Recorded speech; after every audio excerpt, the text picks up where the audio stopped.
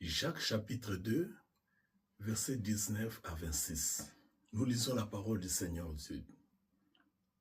Tu crois qu'il y a un seul Dieu? Tu fais bien. Les démons croient aussi et ils tremblent.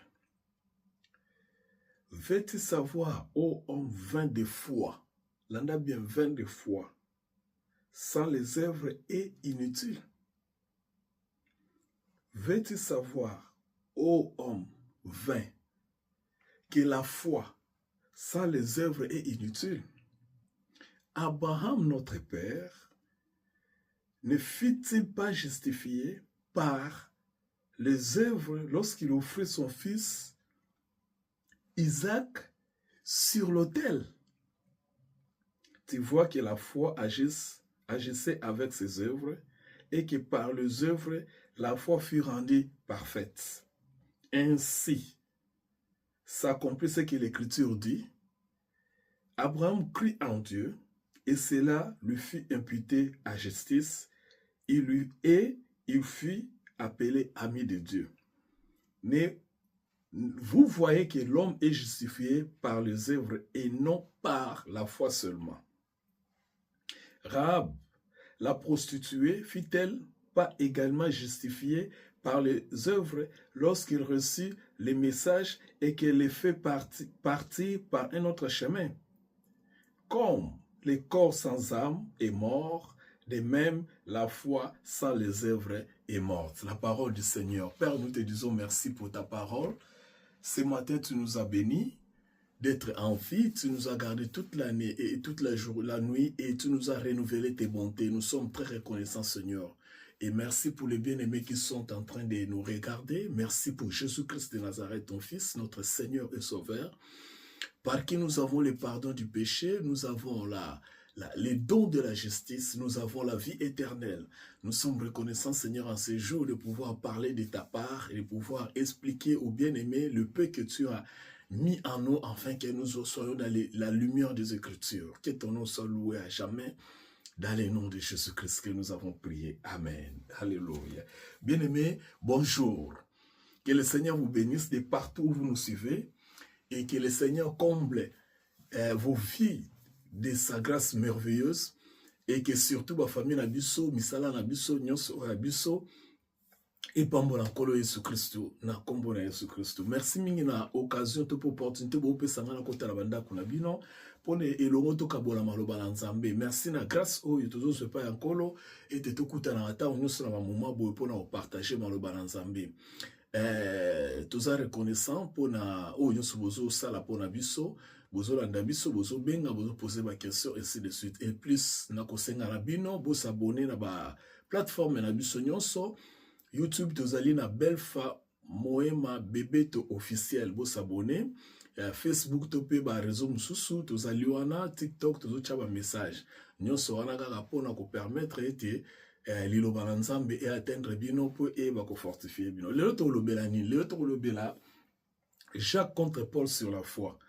Jacques contre Paul sur la foi. Donc, il y a deux apôtres du Seigneur Jésus-Christ. Moi, je suis Jacques, ou Tozali Kotanga, dans le cadre d'études d'Abisso à cette dispensation, les alliances, ou Azali frère ya Kolo Yesu Christ, frère ya, pardon, ou Azali Moko ba disciple ya Kolo Yesu Christ, puis ou Azali Kotambola elongo na Kolo Yesu Christ. De l'autre côté, Tozali l'apôtre Paul, ou Azali Kozo révélation après la résurrection et l'ascension du Seigneur, aïba kozo révélation sur la doctrine de Jésus-Christ, la doctrine à laquelle nous sommes en train de partager. Mais comment on a été tant comme on a mokandala Jacques, pour être bref, tu as une contradiction, tu as benga ngondengwana, tu peux comment on a été Jacques a contredire le Seigneur et pardon pour contredire apôtre Paul sur un sujet. Et quel est ce sujet? Ce sujet, c'est la justification. Est-ce que la justification vient par la foi ou bien la justification vient par les œuvres? Parce que dans le chapitre 2 à Jacques a dit que misala ya moto, c'est-à-dire moto sala misala pe nzamba justifié. Moto sala misala pe nzambe ayebi ko pesa ye o ezali justification, c'est-à-dire justification ezali position o tozaka nango liboso na Nzambe. Position tozalaka accepter le besoin en Nzambe. Je m'explique. Ce qu'on compte na ba page na biso ko mona tout suite te ya ngomba lebele. Je m'explique. Nzambe aza tellement munene, Nzambe aza tellement sembo, Nzambe aza tellement malamu, et que moto oyo akoki tellement liboso na ye, il faut azala, moto oyo aza na ba élément oyo Nzambe aza nango, to pe ba attribution, ba attribut oyo Nzambe aza nango. Parmi ba attribut oyo permetaka mutu, aza liboso na Nzambe, ezali la justice. Righteousness nde toloba en anglais. Sikoyo, justice wana ezali nini? Justice wana ezali parce que biso nyonso tozalaki condamné. Biso nyonso tozalaki bato ya masumu par rapport ya péché oyo biso tozalaka nango kati na bomoi tozalaka nango kati na bomoi nango parce que sikoyo toza nango lisusu te. Bato nyonso bazalaki bapagano tolobaka bongo oyo ezali kaka rappel. Bato nyonso bazalaki bapagano yo nanga tanto tozalaki bapagano biso nyonso tozalaki bato na lisumu. Sikoyo pona kotelema liboso na Nzambe ezalaki impossible, eza lokola mwana aza salite aye liboso ya papa. Papa koyamba ete na bilamba salite wana akoyeba kosokola oyo ezali doctrine ya kala. Papa koyebisa mwana sokola bilamba avoya pa na ngai. Mais na doctrine siko Nzambe amona eke mwana azokoka kosokola bilamba te. Kasi mwana aza na mayele wana te, aza na makasi wana te, aza na makoki wana te ya kosokola bilamba. Qu'est-ce que papa a fait? Papa eko créer mécanisme moko to pe schéma moko ozo sala ete mwana akota na schéma wana. Soka akoti na schéma wana mbala moko mwana komi justifier kolandisa ma volonté ya papa. Eza lokolo za na basanye bilamba salite. Bilamba salite, tango chomba mona kati sa machine à laver, oyo sukolaka bilamba, et komi peto mbala moko. Yo retiré ka bilamba. Donc, pona ko poussa pembe na Nzambe, koza accepter pa ya Nzambe, ezaleka ko senga ke schéma wana ekokisama. Soki schéma wana ekokisami mbala moko, yo koti na schéma wana okomi mbala moko mwana na Nzambe. Tala esika oyo Nzambe azo accepter bato. Siko schéma ngo eza nini? Schéma ngo ezali kufa ya Yesu na ekulusu. Soki mutu akoti kaka na kufa ya Yesu na ekulusu, oyo tobengaka les mystères en Christ, mabomba mikati na Yesu. Donc schéma wa ezalaka schéma, ezalaka plan merveilleux ya Nzambe parce que na bomo to boye moto moko te yo na ngai tokoki kopusa pembeni na Nzambe. Po Nzambe aza tellement sembo, Nzambe aza propre, mosantu, Nzambe aza monene, biso kutu toza ata na yebi te eza nzoko kutu na fourmi eza bien. Donc, sikoyo nyonso wana ko permettre biso te to poussa na Nzambe et kolekala nyonso biso toza ba mortel, toza bato to kufaka. Oh Nzambe akufaka te. Ozomona, sikoyo moto akufaka, akoko kumisa akoko poussa na pembeni na Nzambe ota aza immortel, oyo akufaka te. Ozomona, biso toza matériel physique, toza na nzoto, Nzambe aza na physique te. Ozomona. Donc belemana nyonso esala ke toko kopusana na pembeni ya Nzambe te. Yango Nzambe akaki mécanisme mususu lokola machine à laver. Soko zuka ke lamba salite obwaki na kati e baloli yango ebimisi yango propre. Soko machine à laver na biso ezali lokola Yesu Kristo. Nzambe abimisi lokola schéma. Soko mutu nyonso ekokota kati na Yesu Kristo, Nzambe azomona ye sembo. Nzambe azomona ye juste. Soko na justice wana nde Nzambe azopesa pa po kaka yo ndimi. Wana ezali doctrine ya Nouveau Testament. Mais ce que Jacques a dit la biso loko moko, bien sûr na kati ya Nouveau Testament, Jacques a dit la biso sous élément moko koloba ete oh kondima wana esuffire te. Il faut zana misala po kondima ezala accompli. Po kondima est justifié yo. Alobi la foi sans les œuvres, c'est une foi morte. C'est quoi question? Est-ce qu'il y a solo penza kondima? Kozanga misala eza kondima oyo kufa ndenge Jacques alobaki te eza ndenge wana te yango nde toni tomona awa quelques points. D'abord il faut retenir eloko moko na yebisaki bino na ebandeli te mokanda na Jacques azo s'adresser epai ya bayuda donc Israël en général azo ko s'adresser epai ya bapayen te azo tindela bango bayuda oyo bazaki les 12 tribus ya Israël, c'est-à-dire bana ya Jacob kobanda na Ruben tina Benjamin. Bango nande Jacob azali neti tobenga na français audience ya Jacob. Batu o Jacob atindel bango mokanda ezalaki biso te parce que na tango wana biso tozalaki batu oyo tozana no bapagano. Bien sûr Christ ase akufaki. Évangile bandi déjà côté yama. Batu bakomi ko bongwana mais il atindelaki batu oyo bakomaki ko bongwana te message. Il atindelaki nanu bandeko na ye oyo bazalaki ya 12 tribus ya Israël. Et le liboso. Or, na 12 tribus d'Israël, et pas na bango zalaki toujours obéissance qui amène, qui amène vers la justification. C'est-à-dire, kotosa, kosala, responsabilité à moto. Yango nde ko permettre moto ayeba kozala sembo azala accepter liboso na Nzambe. Wana doctrine na bango. Siko apôtre Paul azui révélation. Aye kolakisa biso doctrine ya Christ. Contrairement à la doctrine Jacques Azote ya ozali doctrine ya Moïse. Vous allez vous souvenir dans la doctrine de Moïse, on dit toujours si tu obéis, tu verras ceci. Si tu obéis, Dieu fera ceci. Tandis que c'est conditionnel, c'est-à-dire le biko est lié à la condition ya ba œuvre à mutu. Le biko est lié à la responsabilité à mutu. Ko poussa na pembe na Nzambe ezo senga moto asala quelque chose pour poussa na pembe na Nzambe. Sikoyo Paul aye ko l'acception doctrine mususa lobika yondima kaka. Mais Paul azo fondé doctrine na wapi. Azu yango na kati na mokanda na a expliqué biso na mokanda na Romain chapitre 4 na teya mateya omba lebele mais faut tozongela mpona kolongola ka ba confusion. Azu akena mokanda ya Romain chapitre 4. Yokande Paul azo yebisa biso très bien. Mokanda na Romain chapitre 4 verset 1 à 4 tout ce que 1 à 4 le boy. Que dirons-nous donc? Qu'Abraham, notre père, a obtenu selon la chair, Mutuna. Si Abraham a été justifié par les œuvres, Yokana le dit, ce qui Abraham a symbolisé Samaki, na misala na ye, nenge Jacques azokanisa, nenge Jacques a commis, il a sujet de se glorifier, non devant Dieu, mais non devant Dieu. C'est-à-dire, Paul a expliqué, non, ce qui misala mterobi sa mutu. Ce qui misala mterobi sa mutu sembo a repousse à pembe na Nzambe. Donc c'est que mutu faut ami kumisa. Alors ngana sala ki misala malamu yangonde ememinga liboso na Nzambe. Ngana tambola ki malamu yangonde Nzamba ndiminga liboso na ye. Yangonde na zui lobiko. Yangonde na sembolisami. Yangonde na koko beta tolo po ezana makasi na ngai. Sikoyo question. Bongo bato baza ba faible.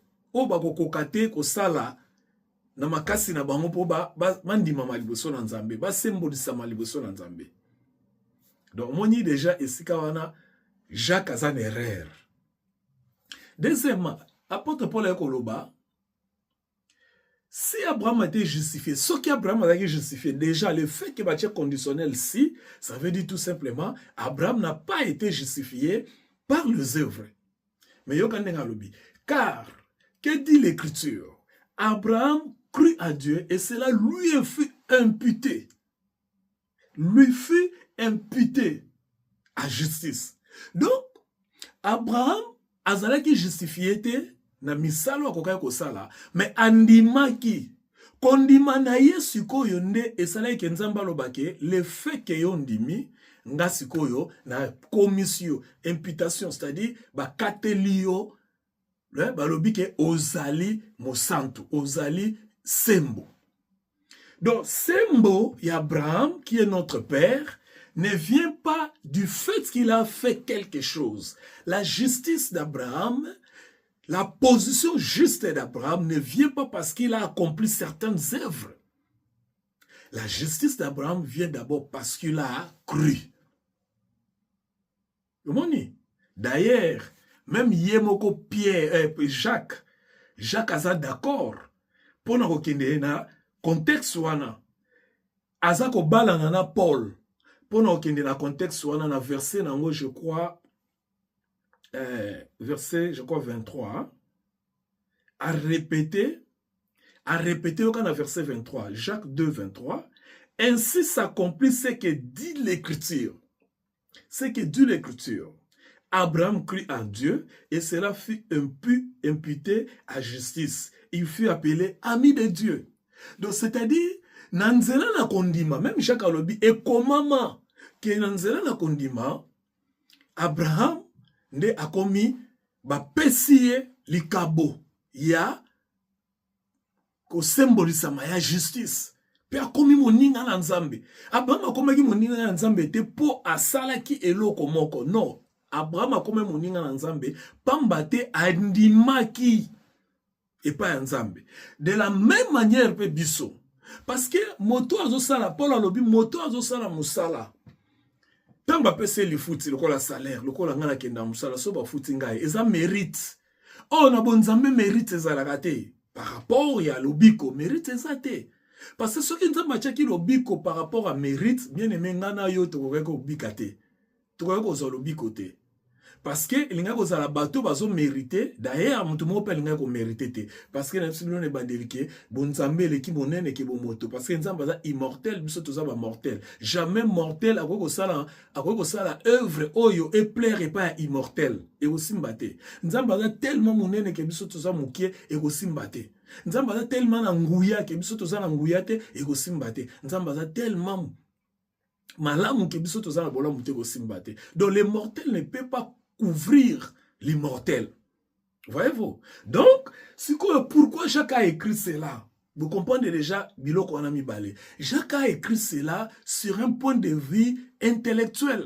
Comme on dit en français, l'orthodoxie. D'un point de vue intellectuel, Jacques a commis Makambo. A commis un point de vue doctrinal, tenenge apôtre Paul a commis yango. Parce que apôtre Paul, il écrit ces choses parce que azali ko komango na ndenge ya doctrine, mais Jacques a commis na ndenge ya foi intellectuelle. Foi intellectuelle, c'est-à-dire bandeko oyo ezali ko s'adresser pa na bango, ba komaki na niveau moko boye, ba komi ko comprendre ka ke biso il faut continuer na système ya papa na biso Moïse qui disait du reste que si vous obéissez, bokobika. Alors, tant que vous continuez la doctrine wana, c'est juste pour éviter de croire à la doctrine, à la nouvelle doctrine, à la doctrine du Nouveau Testament qui disait que c'est par la foi que nous sommes justifiés, comme fut le cas d'Abraham. Jacques a dit ce exemple, Abraham a offrir. Alors, Jacques Abraham a offrir. Abraham a offrir moi na nzamba sepeli na œuvre wana a accepté œuvre na rendre justice. Non, c'était pas ça. Avant que Abraham a offrir Isaac comme sacrifice, Abraham avait déjà été justifié par la foi. Abraham a été déjà justifié par la foi. Dans verset 21, Jacques a lobi boy. 2.21, Jacques 2.21, alobi, Abraham notre père, ne fut-il pas justifié par les œuvres lorsqu'il offrit son fils Isaac sur l'autel? C'est faux. Là, c'est faux. Ce qui est vrai dans ce verset, oh, Jacques Azoloba, Isaac, Nzamba sepelaki, justification Azolobela awa, Azoloba justification intellectuelle, c'est-à-dire, Nzamba sepelaki du fait que Jacques, Abraham a kene ko offrir mwana naye Isaac. Nzamba sepelaki na acte wana. Mais ce n'était pas l'acte qui avait justifié Abraham. L'anda bien. Parce que Abraham a été justifié bien avant la naissance d'Isaac. Voyez-vous? Et quand Abraham avait été justifié, Isaac n'était pas là. L'œuvre d'Isaac n'était pas là. Les sacrifices d'Isaac n'étaient pas là. Abraham a été justifié d'abord parce qu'il avait cru au Seigneur et le Seigneur lui avait fait cette grâce-là d'être juste. Aprende kotambola na nzambe nzamba yako senga pesa mwana nae. Tanga ndimi ko pesa mwana nae nzamba sepeli. Ya ngonde Jacques akomi. Donc nzambe a justifié œuvre wana sepeli abi oui ya solo loko osali za juste parce que to singai. Mais ya ngote et pesa ki e position ko telema liboso na nzambe. Ko longwa na ki bon pagado pona ko koma mwana na nzambe ko ya liboso na nzambe. Parce que la seule façon ko longwa na ki bon pagano ezali ko ndima Oyo, Yesu asala ki ne kuluso. Landa pona conclure.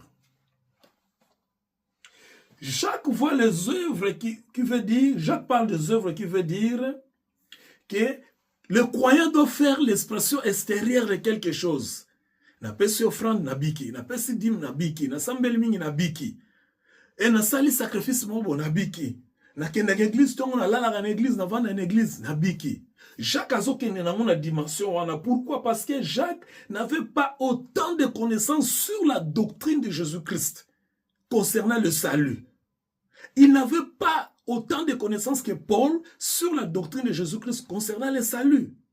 Lui, il était là seulement en train de penser, de réfléchir que non, Moutoufu Azusala, bon Moutou Azusala Malamu.